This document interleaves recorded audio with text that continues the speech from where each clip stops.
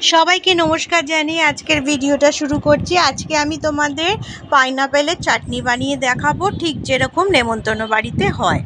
তো দেখো, আমি এই চাটনিটা একটু পাতলা রেখেছি। এসো দেখি আমি কি কি দিয়েছি। প্রথমে পাইনাপেলটা আমি সেদ্ধ করে নিয়েছি প্রেশার কুকারে, 4টে সিটি বাজিয়ে নিয়েছি। তারপর একটু হাত দিয়ে ছোট ছোট করে কেটে নিয়েছি। এবার আমি কিশমিশ দিয়েছি, বাতাসা দিয়েছি, তোমরা ইচ্ছা করলে চিনি দিতে পারো, নুন দিয়েছি অল্প একটু, এলাচ দিয়েছি। বাতাসাটা এই জন্যই দিয়েছি, চিনি খাওয়া খুব একটা হেলদি না, তাই আমি গুড়ের বাতাসা এখানে ইউজ করেছি। এবার ভালো করে এটাকে মিক্স করে তারপর আমি গ্যাসে একদম খুব কম ফ্লেমে এটাকে আমি বসিয়ে রাখবো। বেশ 15-20 মিনিট পরে যখন দেখবে যে ঝোলটা আছে ওটা একটু ঘন হয়ে এসছে আর কিশমিশগুলো সেদ্ধ হয়ে গেছে মোটামুটি, তখন এটা হয়ে যাবে রেডি।